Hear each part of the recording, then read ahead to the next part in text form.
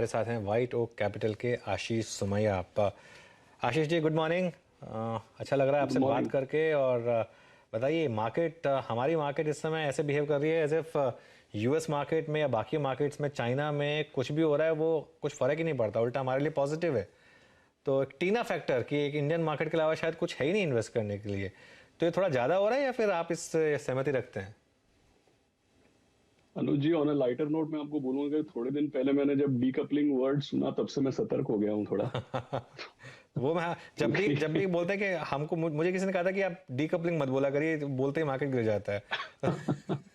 नहीं, क्योंकि मैंने इसलिए बात इससे स्टार्ट की क्योंकि अनुज जी, अगर आप 2022 का पूरा साल देखें, आप करेंसी देखें, आप रिलेटिव परफॉर्मेंस देखें, कुछ भी देखें, तो वो डीकपलिंग ही तो था, फिर वो और क्या था।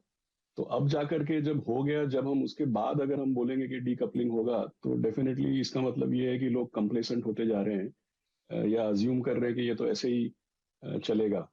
तो डेफिनेटली क्यों आउट परफॉर्म किया है उसके कारण है, वो बात सही है। और अगर आप आर्थिक व्यवस्था या कंपनियों के परफॉर्मेंस की बात करें, तो एरिथमेटिकली आप डेफिनेटली ऐसा साबित कर सकते हैं कि हमारा कौन से सेक्टर में कौन सी कंपनियों का बाहर की आर्थिक व्यवस्था से या ग्लोबल मार्केट से किसका कितना कोरिलेशन है, किसके ऊपर क्या असर पड़ेगा। ये हर सेक्टर और हर कंपनी अपना अपना एनालिसिस या विश्लेषण कर सकती है। लेकिन जब शेयर बाजार की बात करते हैं, तो शेयर बाजार में मैंने ये देखा है कि चाहे वो 2000 का टेक बबल हो, 2001 का वर्ल्ड ट्रेड सेंटर का टेरर अटैक हो, या ग्लोबल फाइनेंशियल क्राइसिस हो, तो क्या होता है कि जब बाहर कोई चीज खराब होती है तो अल्टीमेटली शेयर बाजार तो कोरिलेट हो ही जाते हैं।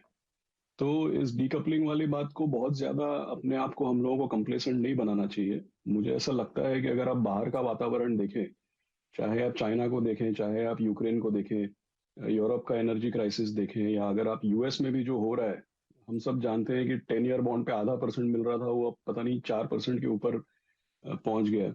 तो अगर हम एक नजरिए से देखें कि रिस्क की अगर बात करें, तो ये सब चीजों को प्रोबेबिलिटी के लेवल पे देखना चाहिए कि व्हाट इज द के रिस्क, कुछ ना कुछ गलत होने की प्रोबेबिलिटी अभी ज्यादा है, 1 साल पहले ज्यादा थी, या 5 साल पहले ज्यादा थी। तो आप समझ सकते हैं कि अभी का बाहर का जो माहौल है, वहाँ पे रिस्क की प्रोबेबिलिटी बढ़ती जा रही है, और हम लोगों को कंप्लेसेंट नहीं होना चाहिए। ये एक लिमिटेड पॉइंट ध्यान में रखना।